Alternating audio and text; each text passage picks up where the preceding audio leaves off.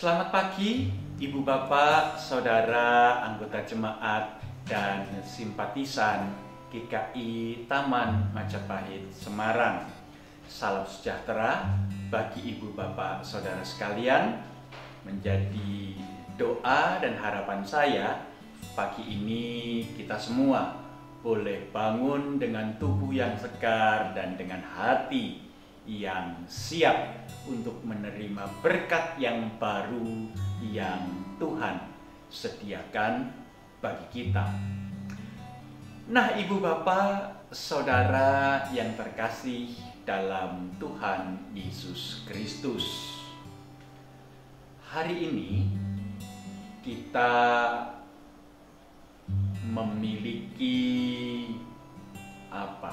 katakanlah banyak sekali tokoh-tokoh, entahkah itu negarawan, entahkah itu politikus, entahkah itu usahawan, orang-orang besar di sekitar kita yang mencoba untuk mempromosikan dirinya.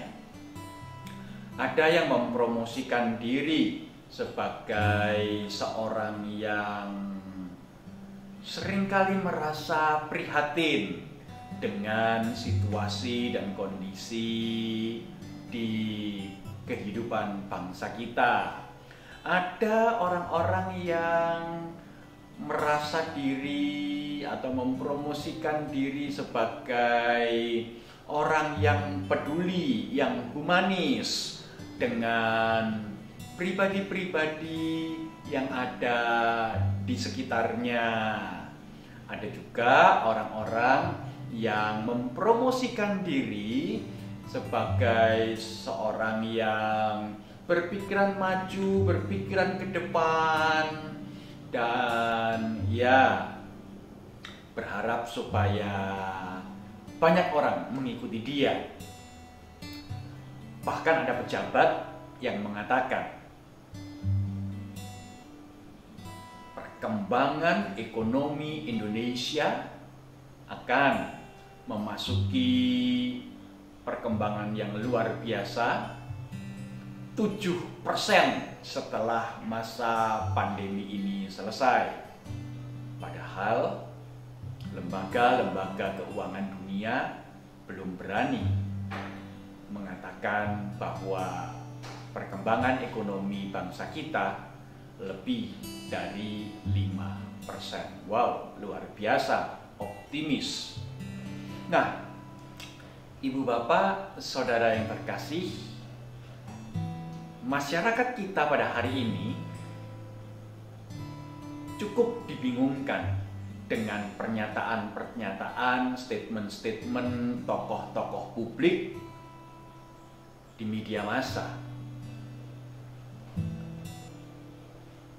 Kita menjadi bingung. Orang ini sebenarnya sedang melakukan pencitraan ataukah dia sedang melakukan personal branding? Ibu Bapak tahu apa bedanya? Personal branding adalah pengungkapan jati diri berdasarkan realita yang sebenarnya ada di dalam kehidupan pribadi tersebut.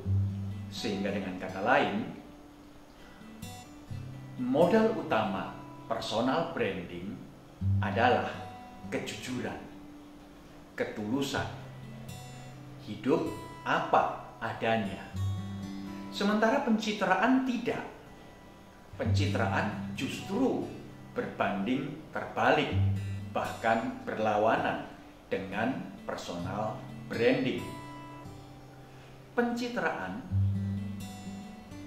justru adalah usaha-usaha memanipulasi orang-orang yang melihat keberadaan dirinya dan berharap apa yang diungkapkan, apa yang disampaikan, adalah perkara-perkara yang baik-baik saja, yang tidak ada buruknya, tidak ada celanya. Padahal yang mau dilakukan adalah yang sebaliknya. Itu pencitraan. Nah, ibu bapak, saudara yang terkasih, kehidupan sebagai umat Allah tidak dianjurkan untuk melakukan pencitraan, sebab pencitraan berangkat dari niat busuk, niat buruk, niat jahat. Mereka yang ada di sekitar dimanipulasi sedemikian rupa dengan citra-citra, gambar-gambar diri yang baik tentang hidup seseorang, supaya mereka melakukan, mereka mengerjakan agenda-agenda pribadi yang tersembunyi yang ada di dalam benak tokoh tersebut. Tetapi tidak demikian halnya dengan personal branding. Personal branding adalah kehidupan yang penuh dengan integritas, apa adanya, yang di depan itulah yang juga ada di dalam, yang di hadapan orang sama dengan apa yang ada di dalam hatinya, dan itu cocok, sesuai apa adanya. Ungkapan demikianlah yang dianjurkan ketika Yusuf mengingatkan kepada saudara-saudaranya untuk berkata apa adanya ketika Raja Fir'aun menanyai apa pekerjaan mereka. Jangan mengada-ada, jangan membuat cerita yang dikarang-karang sedemikian rupa untuk menunjukkan citra diri yang baik. Tidak usah. Bukankah kita adalah gembala? Bukankah kita adalah orang-orang yang bekerja di antara hewan-hewan ternak? Katakanlah demikian apa adanya. Dan ya, pengakuan seperti itulah yang diucapkan oleh saudara-saudara Yusuf ketika Fir'aun kemudian bertanya kepada mereka, apakah pekerjaan kalian? Kami adalah gembala. Kami adalah orang-orang yang bekerja di antara hewan-hewan ternak. Memang di hadapan Fir'aun dan di hadapan bangsa Mesir, kaum gembalawan adalah orang-orang yang tidak diperhitungkan. Memang para gembala dipandang sebagai pekerjaan yang rendah. Tetapi ibu bapak saudara yang terkasih, kejujuran dan integritas saudara-saudara Yusuf inilah yang kemudian Tuhan pakai untuk membuat mereka tetap dapat tinggal di wilayah Mesir ketika negeri asal mereka mengalami paceklik. Ibu bapak, saudara yang terkasih dalam Tuhan Yesus Kristus, bagaimana dengan hidup kita semua? Adakah kita melakukan pencitraan atau melakukan personal branding.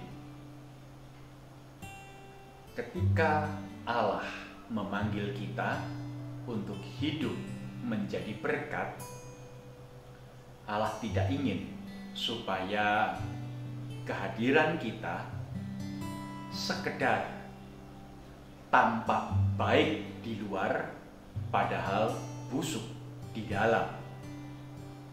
Tuhan Yesus pernah mengingatkan, jangan hidupmu seperti kuburan, seperti nisan.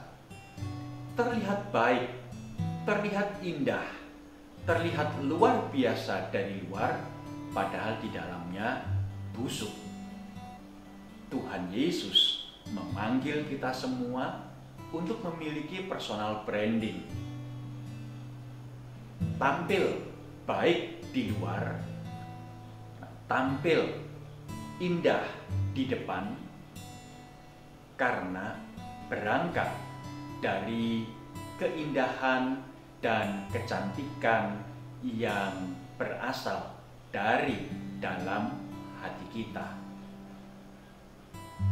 Masyarakat psikologi mengatakan personal branding berangkat dari inner beauty, keindahan, kecantikan yang ada dari dalam hati kita.